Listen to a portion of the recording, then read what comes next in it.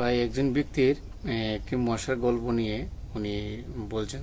আচ্ছা, উনির গল্পটা না শুনে যদি আপনাদের কাছে যদি ভালো লাগে তো অবশ্যই লাইক শেয়ার অবশ্যই করবেন। ভিডিওটা বন্ধুরা দেখে যান উনি কি বলছেন। আমি আজকে মশার সাথে সাক্ষাৎ করছিলাম। আমি তাদেরকে জিজ্ঞাসা করলাম, তোমরা ময়লা পানিতে ডিম পাড়ো কেন? মশা বলল, কারণ ভালো পানিতে ডিম পারলে মানুষ সিদ্ধ করে খেয়ে নিতে পারে। আমি তাদেরকে জিজ্ঞাসা করলাম, মশার কোয়েলে তোমরা মরো না কেন? মশা বলল, আমরা যদি মরে যাই তাহলে কোয়েলের ফ্যাক্টরি বন্ধ হয়ে যাবে। আমি আবারও তাদেরকে প্রশ্ন করলাম, তোমরা মানুষের কানের কাছে এসে জ্ঞান জ্ঞান করো কেন?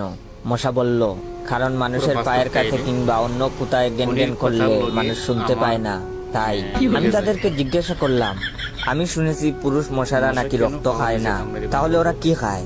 মশা বলল, পুরুষ মশারা শুধু বউয়ের বোকা খায়। আমি বললাম, মশারা কামড়ালে মানুষের ডেঙ্গু হয় কেন? মশা বলল, মশারা কি শুধু মানুষের রক্ত নিয়েই যাবে? ওদের কিছু দিবে না। মশারা এত স্বার্থপর না, তাই মানুষকে ডেঙ্গু উপহার দিয়ে যায়। মশার সাথে সাক্ষাৎ করার পর আমি মশার উপর রিসার্চ করলাম।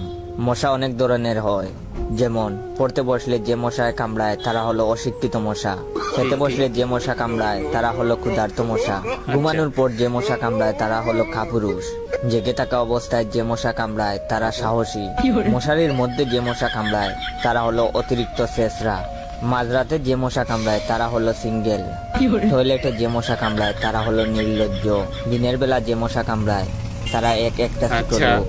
আমার এই ভিডিওটা দেখার সময় আপনাদের যেই মশাগুলো কামড়াইতেছে ওইগুলো হলো প্রতিবাদী মশা।